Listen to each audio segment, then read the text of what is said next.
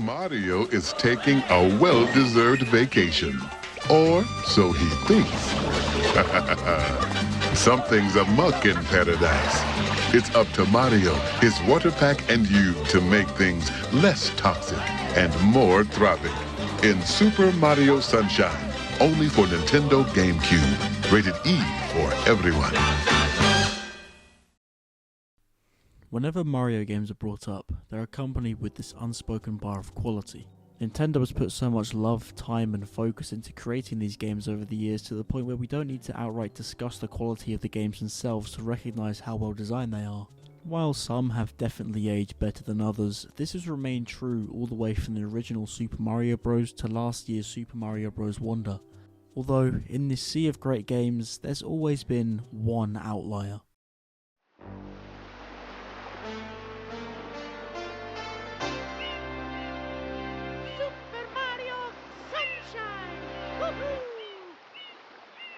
I have a very complicated relationship with Super Mario Sunshine because it's a game that I grew up with, have very fond memories with and replay every year.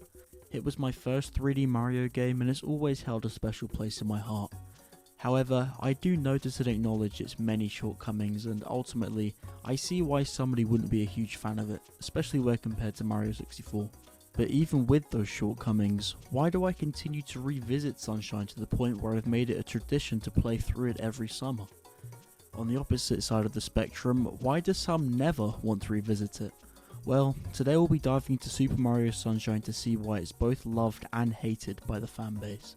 This is Super Mario Sunshine.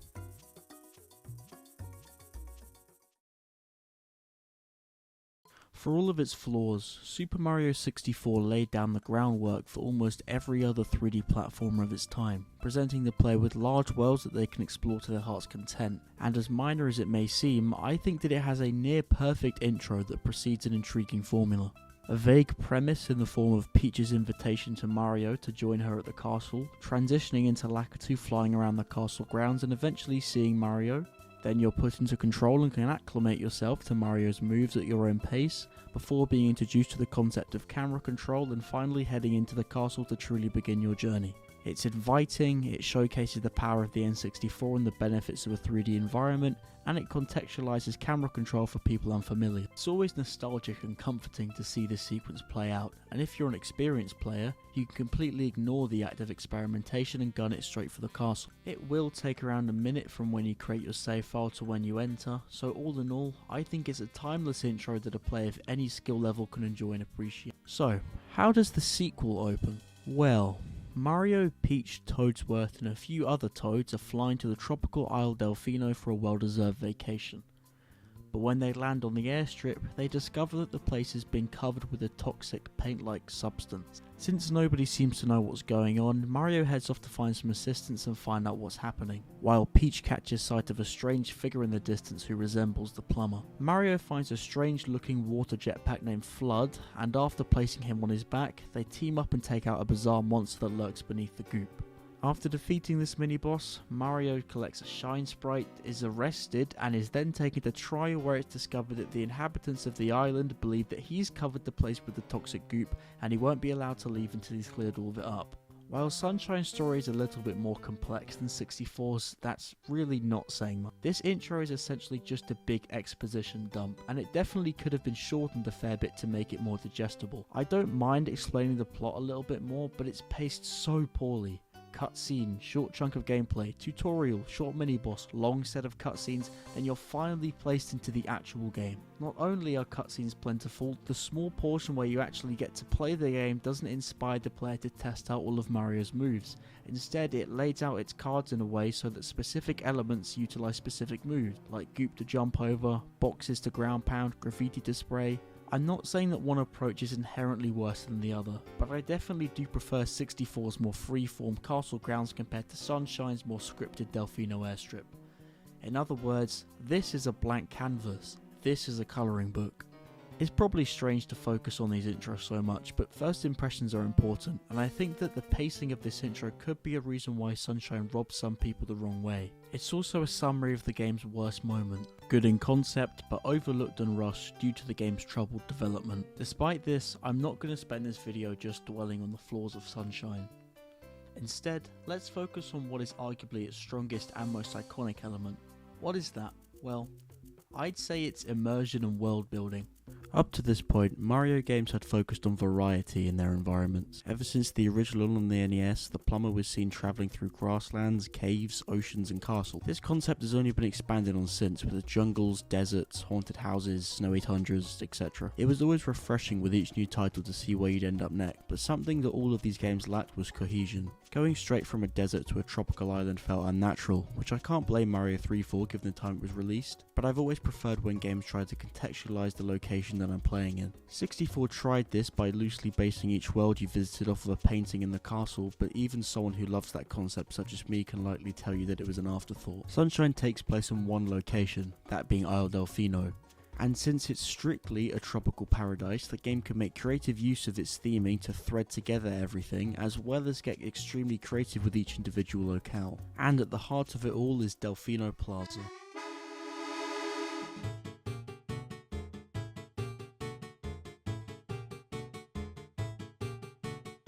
It's the perfect concept for a hub in this setting really, a bustling town where all of the piantas and no-keys hang out and go about their everyday lives, selling fruit, wandering the streets and just interacting with each other. Since most if not all of the locals have unique dialogue that changes with each major story beat, you could spend hours exploring this place while still having it feel new and exciting each time you go back.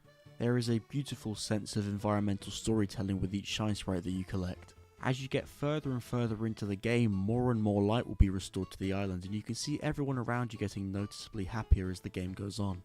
I also like how much more it incorporates with side activities and things to mess around with when compared to Peach's castle. While the castle was very confined and was functionally a level select first and foremost, Delfino Plaza has high and low buildings for you to jump between, market roofs for you to jump on to get extra height, and various side activities and puzzles for you to complete that occasionally require some platforming to reach in the first place. It speaks to me personally a lot more than Peach's castle due to how much more lived in it feels, and the levels all keep to this feeling of immersion. You might think that spreading a tropical theme amongst 7 different places would lead to repetition, but each level in Sunshine manages to put a new spin on this relatively simple theme to create a sense of beauty. Bianco Hills is a lakeside village atop a hill fitted with a large windmill. Not only does it get used for a mission that mirrors one of the most iconic parts of 64, but the top of the windmill is one of the highest points on the island, and you can stand up there and bask in the sheer scale of Isle Delfino. Everything in Rico Harbour is on the move due to the large rigging structure suspended over the ocean. It brings with it more of an energetic vibe, and the song that accompanies the area incorporates boat horns to drive this feeling home.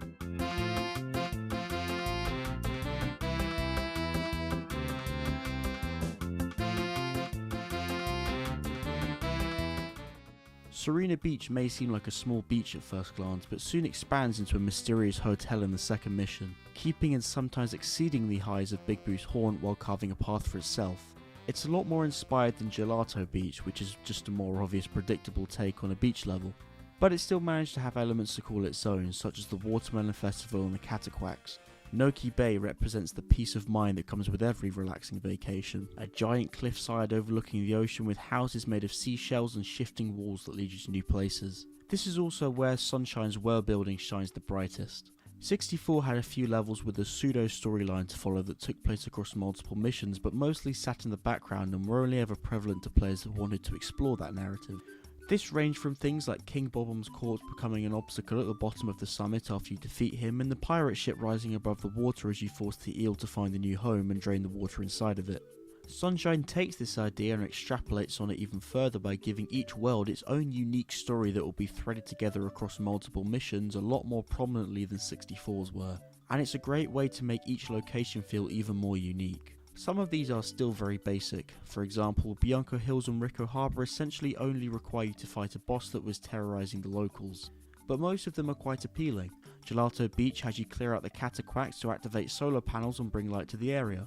Pinner Park forces you to fight a giant Mecha Bowser on the roller coaster, grab red coins on the pirate ships, and defeat an army of Electro Cubers that are obstructing the Ferris wheel.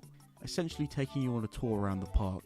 And Serena Beach has you delving into the depths of the hotel to discover what's really going on under the surface, all by the pressure of a snobby manager.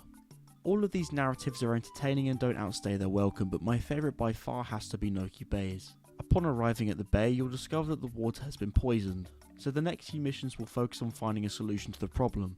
You do things like unblock the waterfall and refight Gooper Blooper, but after some trial and error, it's discovered that the poisonous water is a result of an unhygienic eel beneath the bay with dirty teeth. So you climb to the top of a cliffside and dive into a large waterfall to confront the eel and clean his teeth.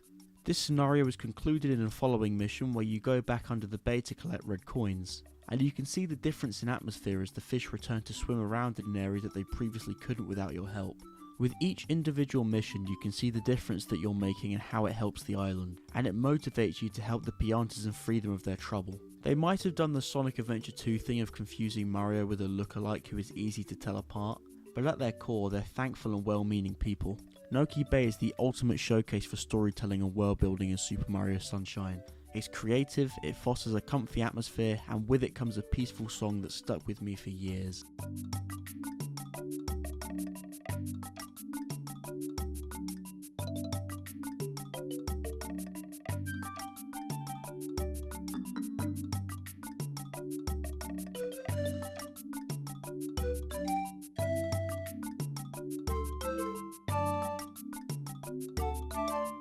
Perhaps the coolest part of the devs placing so much focus on immersion is how interconnected the island is. Depending on where you are, you can see different areas. Standing on the edge of this wall in Bianco Hills gives you a view of Rico Harbour beneath you. You can see the plaza and Pinner Park from Rico Harbour, the latter of which can also be seen from Serena Beach. It may seem like a small set of details because it is, but it means a lot to me that Nintendo were willing to put the effort into making us feel like the place we were exploring in a Mario game was real. A factor that they've never really focused on in the past. I remember thinking it was the coolest thing ever when I first noticed that Rico Harbour was just at the foot of Bianco Hills, and it solidified my love for the game even more. Isle Delfino is a beautiful place to explore, and over the years I've spent hours upon hours soaking in the beauty of this tropical paradise. It's a big reason as to why I continue to revisit Sunshine each year without fail, and it remains one of my favourite locations from any video game. On top of that, Sunshine dominates 64 in the controls department too. 64 controlled well for the most part, but all of that ultimately fell apart while trying to make small, accurate adjustments on platforms, which was part of the reason as to why the levels on the third floor were so unfun.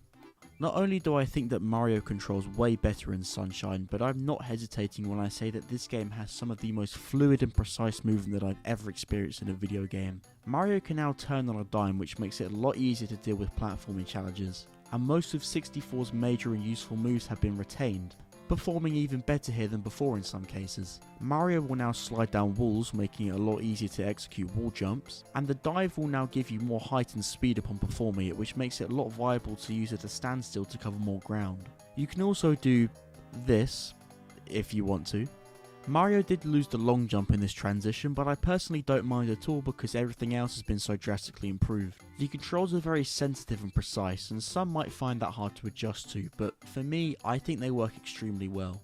If I had to describe them in one word, it would probably be floaty, but don't take that as a bad thing. The team didn't only seek to refine movement, but also expand movement, thanks to Flood. Flood has remained an exclusive to Sunshine, which is what makes him so unique and interesting.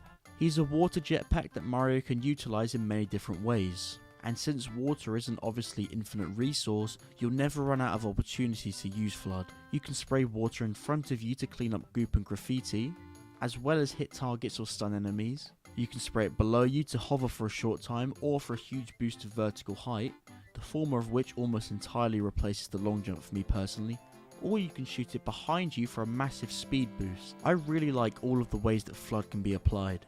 It might sound like a random gimmick at first, but when you start playing you notice how well all of these new moves weave in with your old ones, making for one of the most robust and in-depth control schemes in the series. There is one issue I find with Flood though. Out of the 4 nozzles, Spray, Hover, Rocket and Turbo, the last 2 are extremely context sensitive, only obtainable in Delfino Plaza and in specific missions.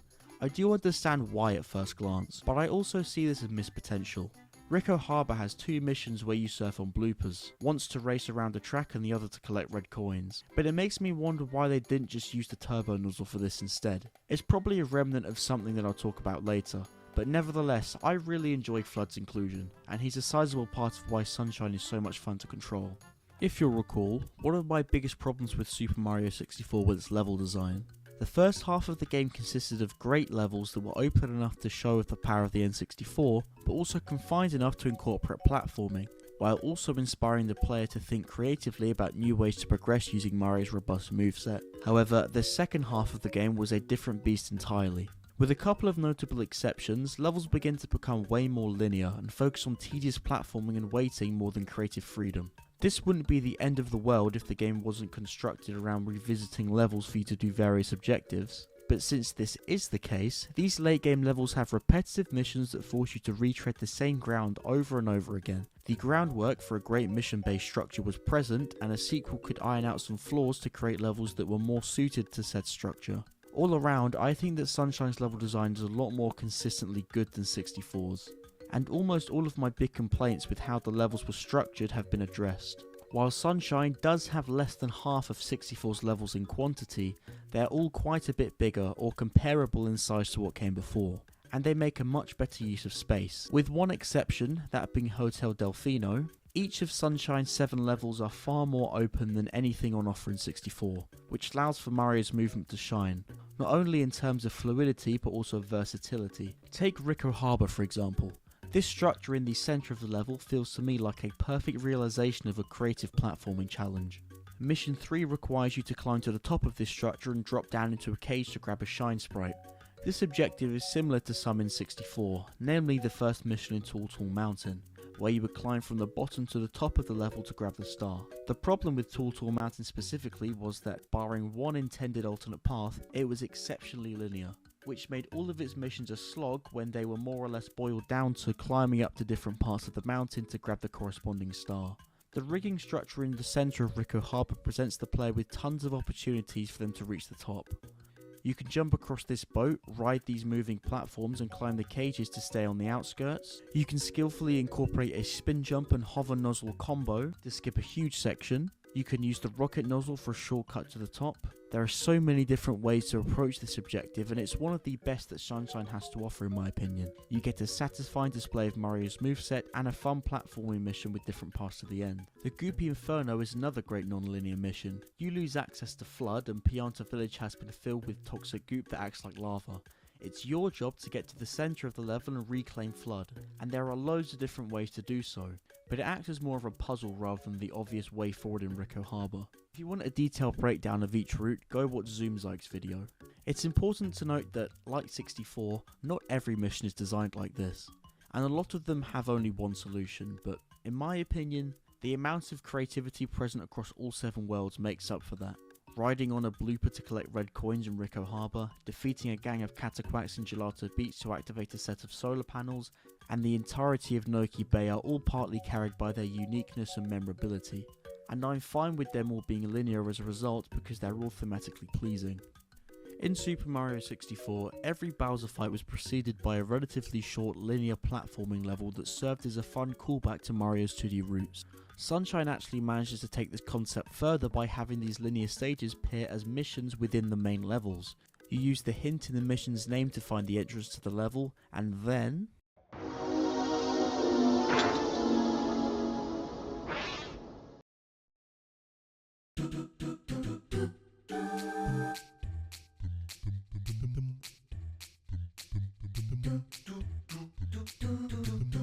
it makes sense that these levels would choose to take away Flood. You're tested on your true knowledge of the game's controls without using the hover nozzle as a crutch. While these levels might just be a few random shapes and obstacles threaded together, they are fun, and I think that they work better than they did in 64.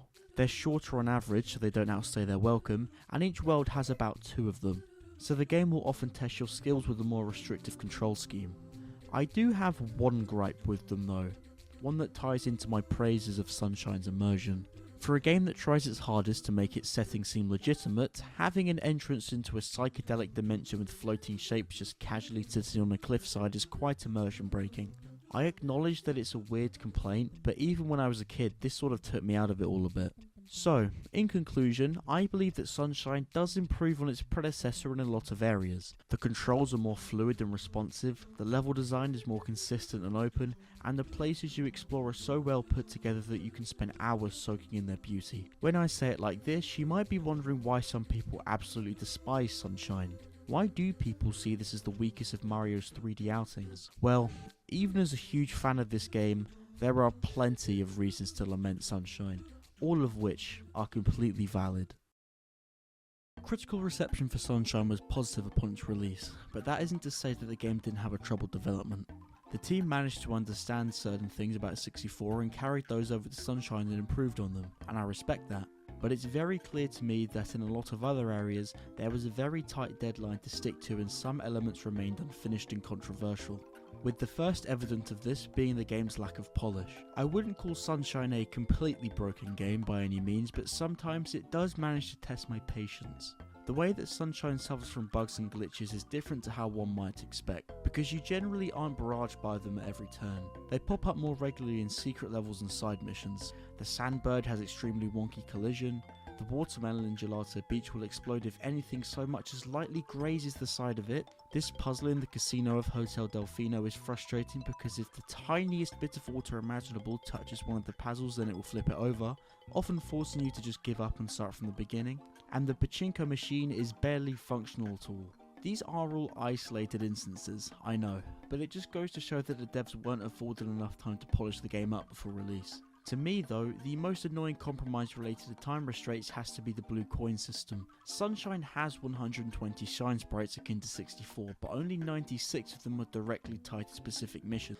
The other 24 are obtained by trading in blue coins to this snobby bear that you found scattered across the island. 10 coins are worth 1 shine. Now, each world, including Delfino Plaza, has 30 blue coins which are well hidden for the most part. You have to scour each level looking for inconsistencies in terrain, hidden passages and graffiti to spray, all of which will likely yield a blue coin.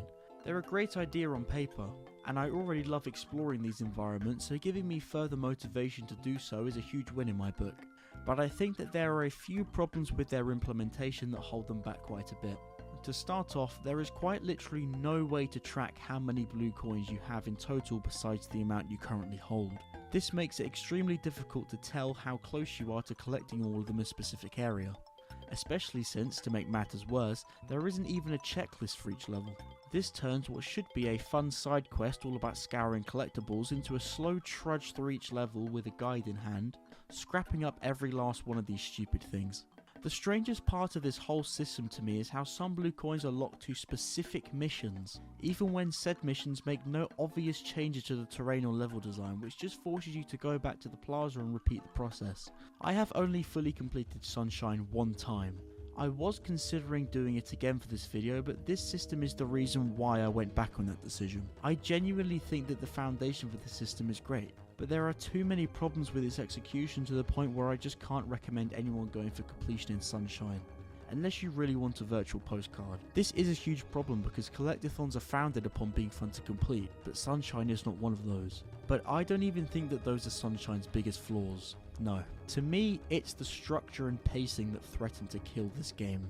64's structure was extremely loose. As long as you collected 70 of the total 120 stars, you could quite literally go in any path that you wanted to as long as you did the 3 Bowser levels. I consider this to be one of 64's biggest strengths, and each time I go back to the game I pick a new route, doing different objectives than last time to ultimately achieve a very well paced experience. And part of that is because, in a way, I am essentially creating my own experience. So, for a sequel that gets so much right and understands the basis of so many of its predecessors' design choices, only improving on the vast majority of them, you'd think that Sunshine would make improvements to the structure, right? I mean, it only makes sense. Except, for some completely insane reason, Sunshine decides to almost entirely overwrite this open-ended style of design for an incredibly linear style of progression. To reach Corona Mountain, fight Bowser and finish the game, you only need a minimum of 50 shine sprites. Which does sound more lenient than before at first glance, but there's quite a big catch. You can't just collect any 50 shines and call it a day, you are required to complete the first 7 missions in each level. Now, I understand that it might not sound too bad when you first hear about it, But after becoming familiar with a level in 64, you're more likely to do all of its missions in one go and repeat playthroughs, so the concept of doing everything in a level isn't a new one. But when you actually play the game, you notice how much more restricted you are than before. When you reach an annoying buggy mission that you don't like, you no longer have the option to go to a different level and never go back to said mission. You have to do the sandbird, you have to do the casino puzzles, and you have to do all of the awful boss fights that include tedious waiting and wonky collision. You don't have to do each level in order, you can swap between them as you please, but that doesn't change the fact that you are railroaded into doing these same 49 missions every single playthrough. And it's the prime reason as to why I revisit 64 sometimes 3 times a year for a 100% playthrough, but I only ever revisit Sunshine once. And that's to bask in the luscious scenery, listen to the fantastic score that complements each area, and just relive my childhood. 64 is more timeless to me due to how many times you can replay it and have a completely different experience. It may have some issues, but almost all of those are entirely avoidable if you route your playthrough correctly. Sunshine may have higher highs than 64, but I would argue that the lows can be even lower. There is almost no reason to replay Sunshine after you finish it one time. You can mix up playthroughs by doing levels out of order, but you still have to do all of the levels eventually. It certainly doesn't help that the final impression you're left with after conforming to the game's rules is an unpolished and frustrating final platforming challenge, and an anticlimactic, flat-out strange fight with Bowser while he takes a bath, in his one appearance in the entire game. Definitely leaves a sour taste. The secret missions that you find around Delfino Plaza don't even count towards the 80% at all, so you can just leave them all and stick to the main objective. But when does the game ever relay this information to you? As a kid, I was unable to finish Sunshine for ages because I didn't know how to do it. Since Delfino Plaza was so fleshed out and fun to explore, I naturally assumed that I just had to grab enough shine sprites and something would eventually happen. And I was correct, but the game didn't guide me on it at all. All of this is clear evidence of Sunshine's rushed development cycle. I do wish that Sunshine got more time in the oven, but I can't say I'm unhappy with what it is overall. There are parts of this game that I absolutely adore, and there are some parts that I absolutely despise. I completely see why some people dislike Sunshine, but me, I just can't. I've been very critical of Sunshine throughout this video, but I still adore it. For every annoying mission or boring unskippable cutscene, there are 2 or 3 things that I think are insanely charming or fun to play around with. Super Mario Sunshine is a mess, but it's a mess that represents many things. Peace, beauty, passion, I could go on. I titled this video the way I did for a reason. I would blindly defend Sunshine until I could properly think like a critic just because I loved it as a kid. These days, while I still do love it and will carry on replaying it yearly until I die, I can notice its problems. I can see that it's practically falling apart. I can see that parts of it were lazily coded. I can see that it's linear, but part of me doesn't care. Part of me wants to relish in the memories and explore Isle Delfino for days on end. And another part of me wants to rip my hair out upon having to refight King Boo. If you've learned one thing from this video, let it be this. It's okay to like something even when you can see that it has problems. We're all guilty of it, we just don't want to admit it sometimes. Don't let anybody tell you otherwise. I love Super Mario Sunshine more and more each year, and even though it isn't my favourite Mario game, it might just be the one that means the most to me. Thank you for watching, and I'll see you next time.